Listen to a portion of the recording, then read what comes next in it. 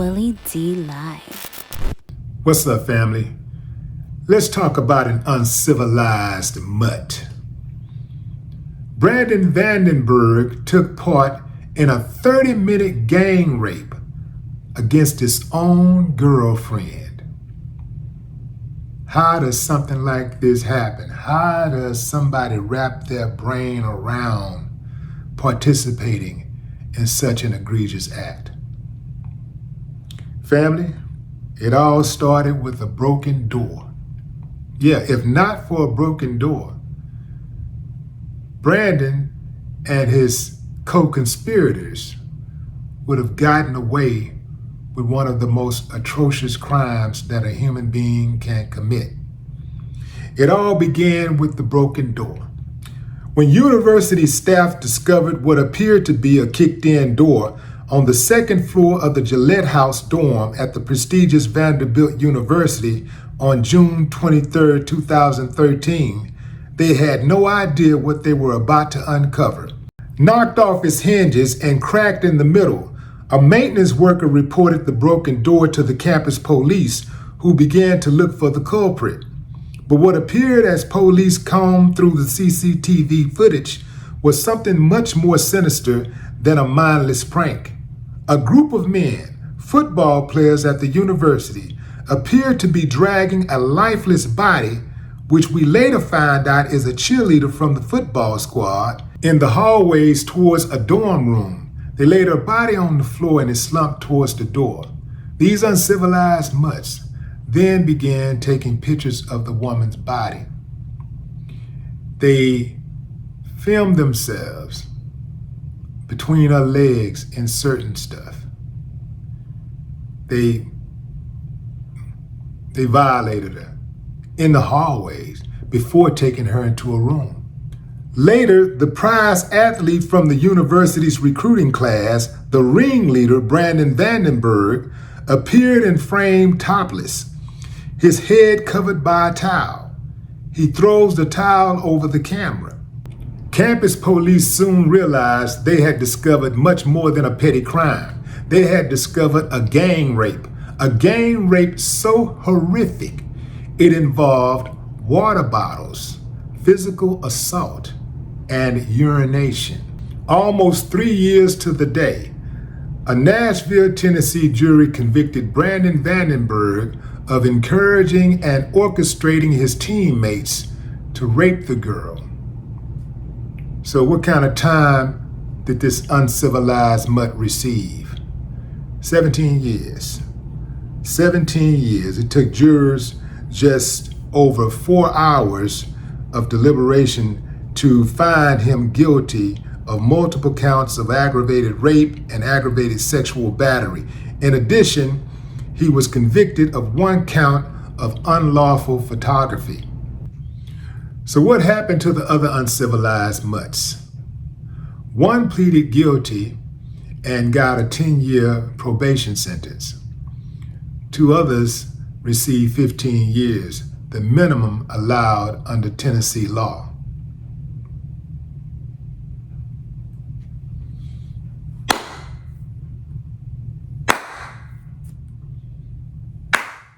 I ain't got no problem with that.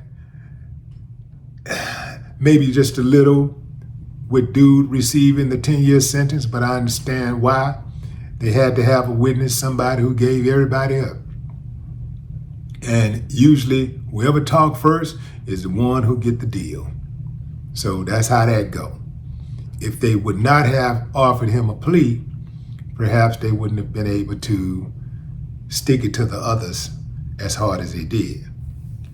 Now, family, I'm doing this story because I want to make young people aware.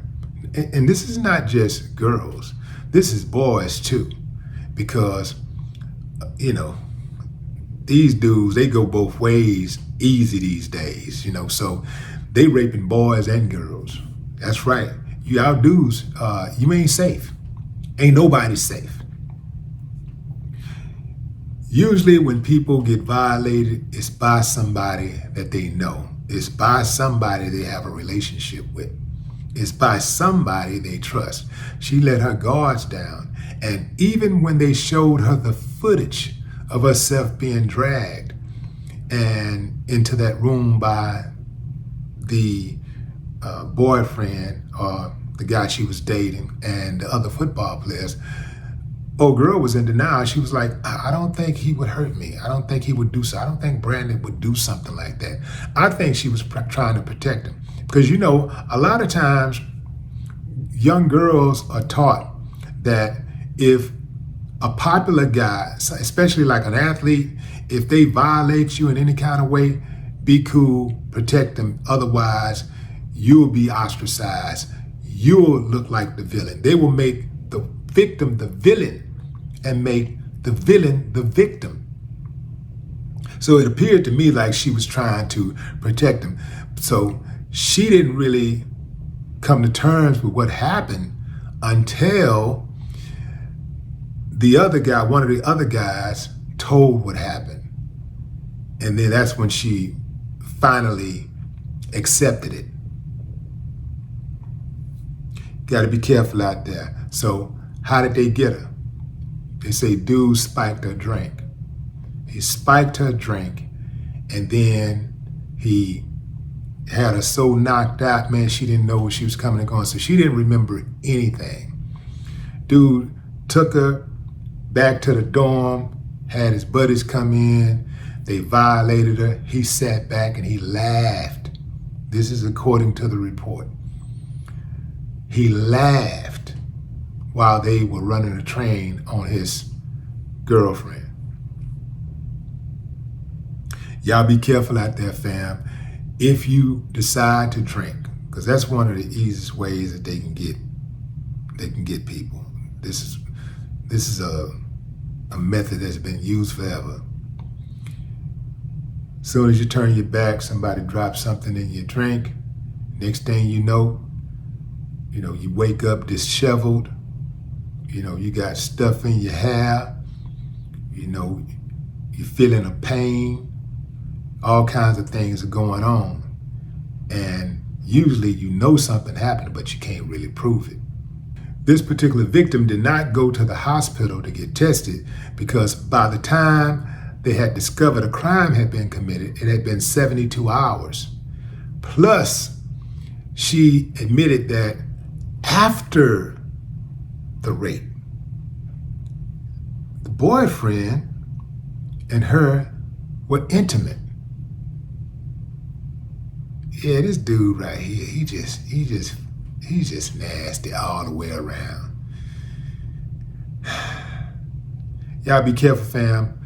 If you're gonna drink, do not take your eyes off your drink. And let me tell you something else, fam.